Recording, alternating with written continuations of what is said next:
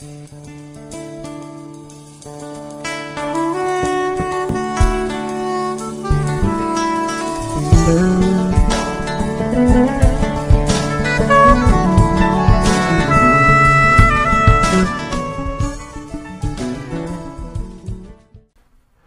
días, hermanos, bienvenidos a un nuevo servicio en línea de The United Christian Church. Hoy vamos a continuar con nuestra serie de sermones en segunda de Timoteo y vamos a continuar estudiando esta segunda sección de la carta en la que Pablo viene haciéndonos una serie de exhortaciones en lo que podemos llamar el camino a la santidad. La semana pasada vimos la tercera de esas exhortaciones que básicamente nos prevenía sobre el peligro de las herejías dentro de la iglesia. Y hoy vamos a estudiar la cuarta exhortación, en la que básicamente el apóstol nos desafía a perseguir la santidad para convertirnos en instrumentos útiles para el reino de los cielos. Pero antes de continuar con el sermón, vamos a dedicar este tiempo al Señor.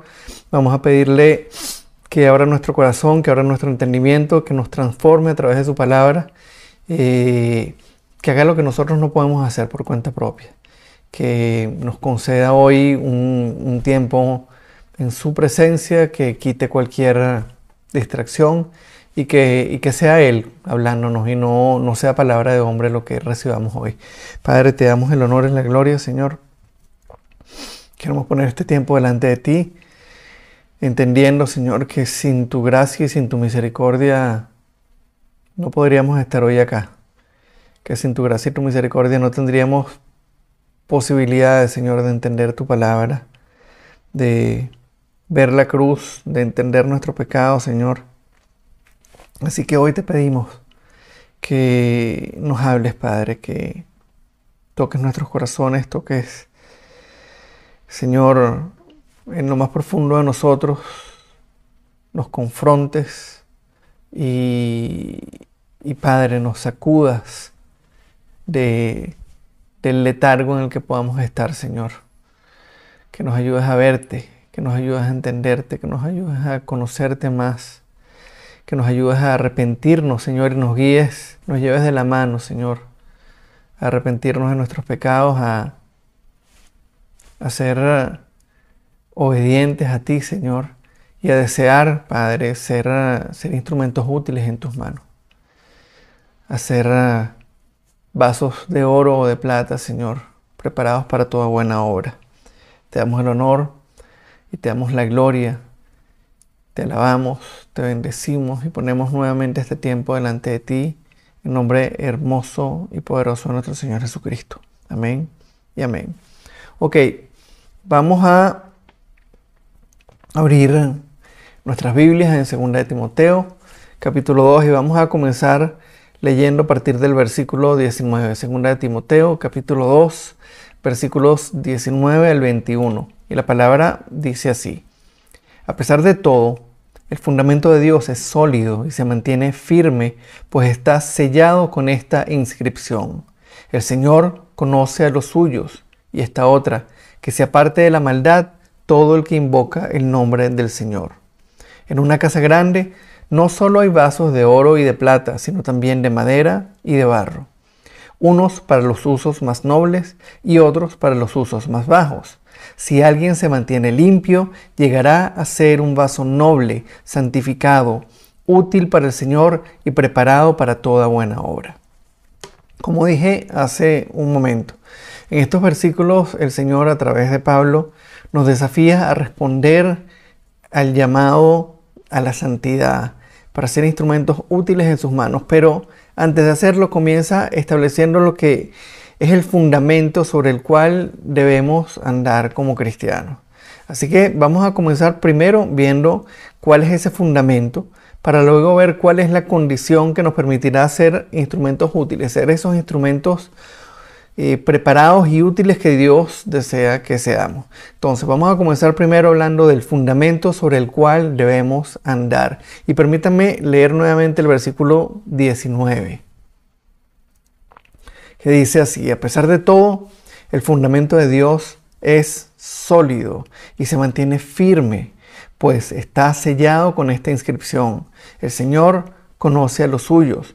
Y esta otra: que se aparte de la maldad todo el que invoca el nombre del Señor.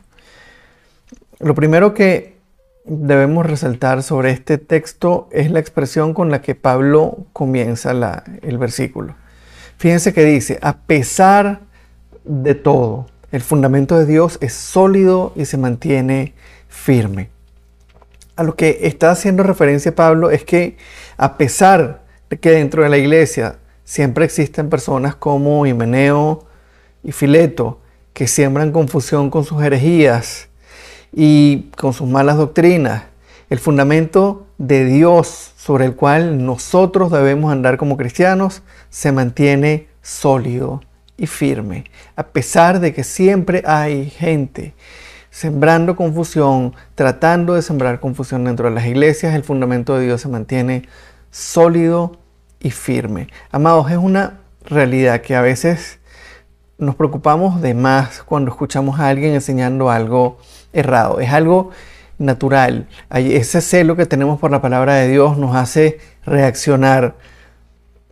Y es cierto, como vimos la semana pasada, que debemos rechazar y combatir cualquier herejía que detectemos dentro de la iglesia. Pero no debemos olvidar, amados, que ninguna herejía podrá echar por tierra la palabra de Dios.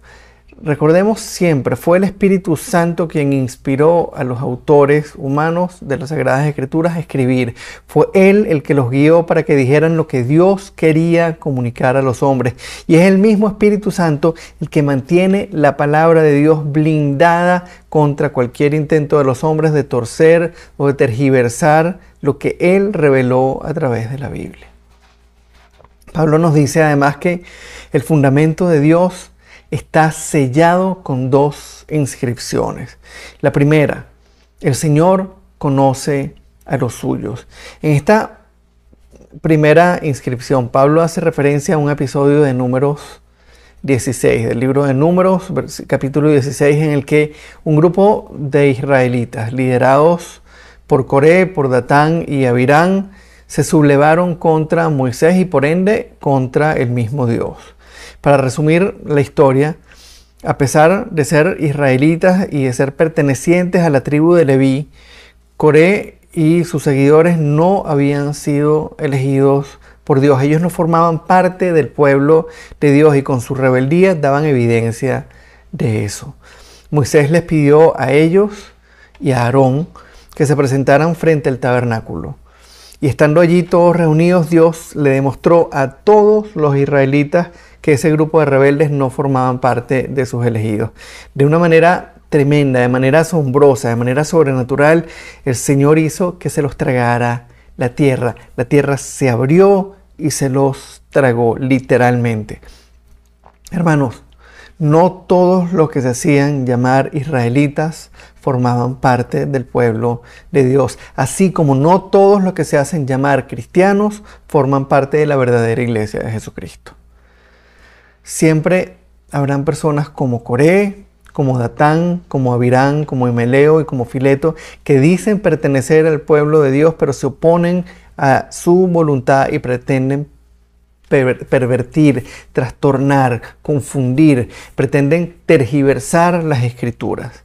Sí, es cierto, debemos denunciarlos, debemos resistir sus engaños, pero no debemos olvidar que el Señor conoce a los suyos.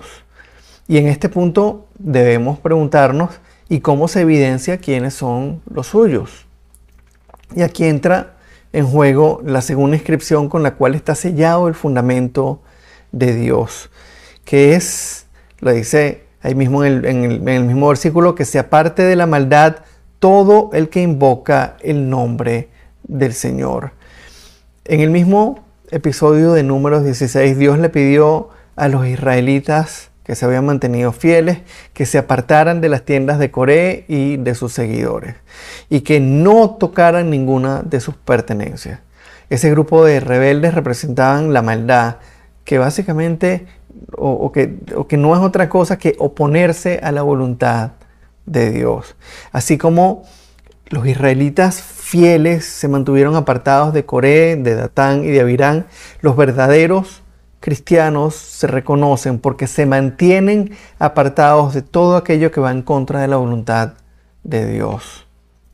Y si bien un cristiano puede pecar, si bien un cristiano en ocasiones puede apartarse de Dios e incluso resistirse a su voluntad, un verdadero discípulo de Jesús se caracteriza porque se mantiene apartado de la maldad, no se deleita con el pecado, rechaza en su corazón aquellas cosas que ofenden a Dios. Un verdadero cristiano se deleita en la ley de Dios, persigue la santidad y desea honrar a Dios con su vida. Un verdadero cristiano no practica el pecado, sino persigue la santidad, desea obedecer a Dios, desea honrarlo y se aleja de la maldad. El Espíritu Santo que mora en él lo confronta con sus pecados, le muestra cuán ofensivas son para Dios las prácticas del mundo, contrista, humilla su corazón cuando falla y lo lleva una y otra vez de rodillas a la cruz para confesar confiadamente sus pecados, descansando en la gracia y en la misericordia de Dios. Dicho de manera sencilla, hermanos, el fundamento sobre el cual como cristianos debemos andar es el hecho de que hemos sido elegidos y salvados por Dios, no por nuestros propios méritos, sino por su gracia y su misericordia.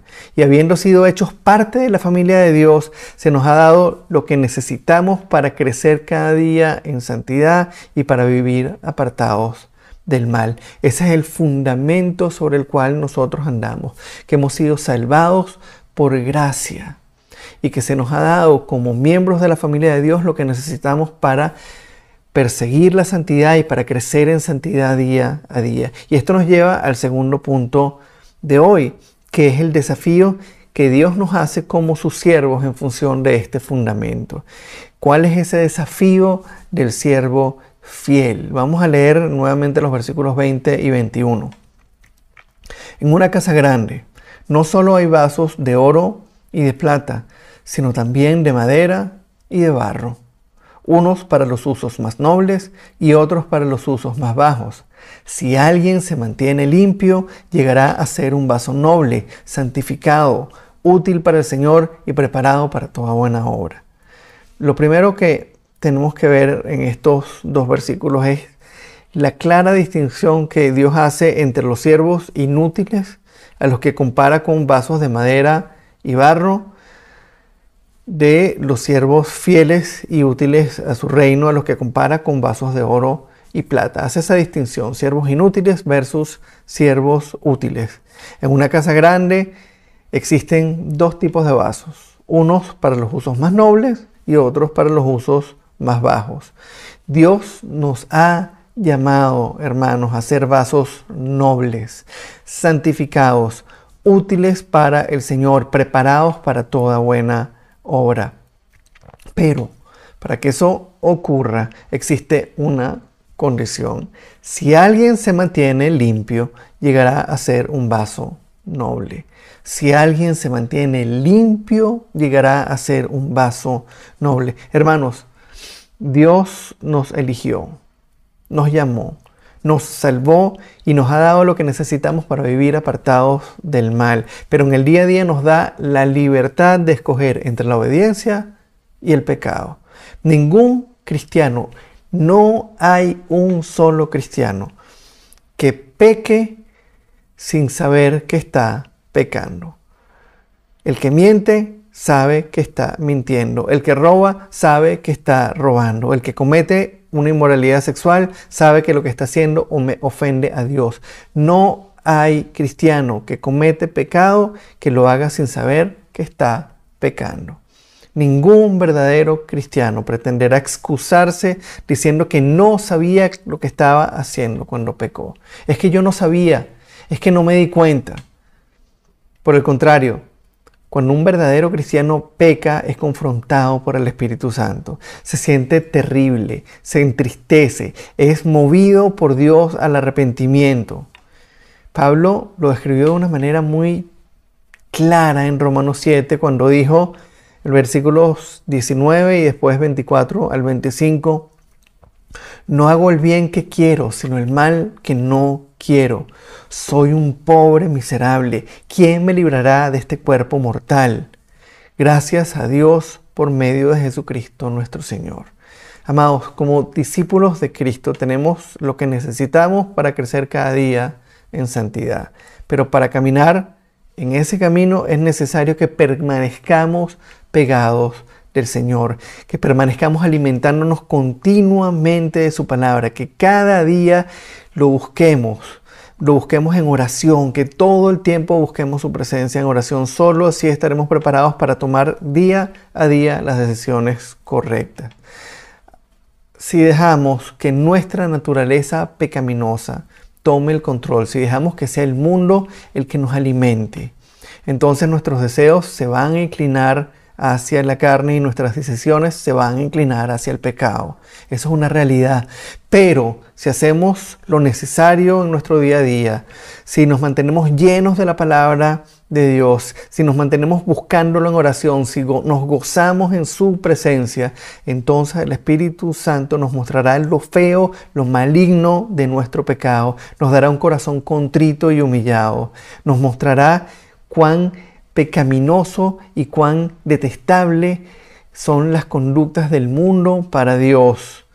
Y entonces podremos decidir obedecer a Dios y honrarlo con nuestra conducta. Va a depender de cuál es nuestro deseo en cada momento. Y nuestro deseo en cada momento va a depender de quién está más alimentado, nuestra carne o nuestro espíritu. Si estamos dando lugar a nuestra naturaleza caída va a alimentar nuestros deseos de la carne, vamos a deslumbrarnos con las cosas del mundo y vamos a decidir por el pecado. Por el contrario, si estamos buscando continuamente al Señor en oración, si estamos alimentándonos de su palabra, si nos estamos deleitando en su presencia continuamente, el Espíritu Santo va a estar trabajando en nosotros, nos va a estar confrontando con nuestro pecado, nos va a estar sacudiendo, nos va a estar contristando, nos va a estar llevando al arrepentimiento y vamos entonces poder decidir por la obediencia en lugar de por el pecado. Recordemos lo que acabamos de leer en el versículo 21.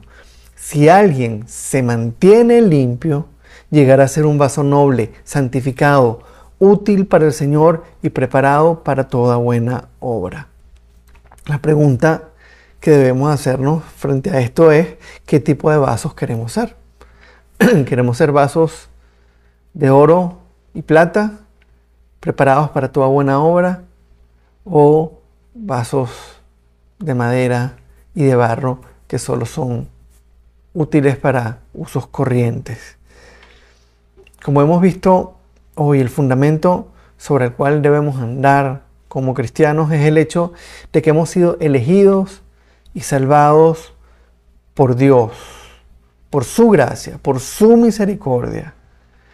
Y que se nos ha dado, además de la salvación, el regalo más precioso de todos, el Espíritu Santo morando en nosotros. No solo hemos sido salvados, sino que se nos ha dado el privilegio de tener a Dios mismo morando en nosotros, de ser templos del Espíritu Santo. Como cristianos, hermanos, es Dios mismo quien nos hace conscientes de nuestro pecado. Es Él quien nos muestra la realidad como Él la ve. Es Dios quien nos da la posibilidad de glorificarlo, permitiéndonos elegir la obediencia en lugar del pecado. Y a la luz de esta realidad tenemos que preguntarnos cómo luce nuestra vida hoy. Podemos ver el pecado en el mundo y en nosotros mismos. Podemos ver cuánto ofende a Dios nuestra desobediencia. Entendemos la magnitud de lo que Cristo hizo por nosotros en la cruz, a pesar de que no lo merecíamos. Si no es así, hermano, debes preguntarte: ¿soy realmente cristiano? ¿O solo estoy buscando un Dios que me prospere, que me sane y que satisfaga mis deseos en esta vida?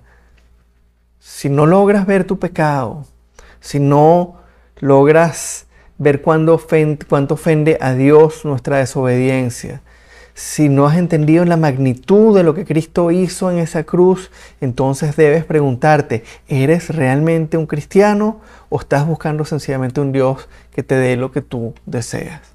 Por el contrario, si podemos ver con claridad la maldad que hay en nosotros, si podemos percibir la santidad de Dios, si nos maravillamos ante ella, pero también tememos ante ella, si entendemos que dependemos absolutamente de la obra de Cristo, tanto para ser salvos como para permanecer en la fe, entonces la pregunta que debemos hacernos es, ¿qué tipo de vaso parezco hoy? ¿Parezco un vaso de madera o de barro que solo sirve para los usos más bajos? ¿Un vaso que es inútil para el Señor? ¿O parezco un vaso de oro, un vaso de plata, limpio, santificado, útil para Dios y preparado para toda buena obra? ¿Qué tipo de vaso parezco hoy?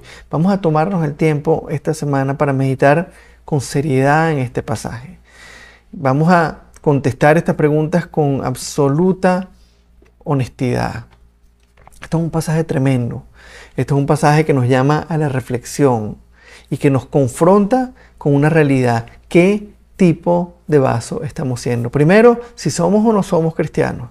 Y si somos cristianos, ¿qué tipo de vasos, qué tipos de instrumentos estamos siendo? ¿Estamos siendo instrumentos ordinarios o estamos siendo instrumentos útiles al Señor? Porque con lo que Él nos ha dado, nos mantenemos limpios y estamos preparados para toda buena obra. Vamos a recordar, hermanos, pensando en todo esto, que a los hombres podemos engañarlos, que podemos engañarnos incluso a nosotros mismos, pero a Dios no podemos engañarlo. ¿Qué tipo de vasos somos? ¿Qué tipo de vasos estamos siendo hoy? Vamos a orar. Padre, te damos el honor y la gloria. Te damos gracias por este pasaje. Te damos gracias por sacudirnos, Señor, y confrontarnos con un texto tan profundo, tan importante, Señor, que nos confronta con una realidad, Padre. ¿Qué tipo de vida estamos llevando como cristianos? Primero, si somos o no somos cristianos, Señor.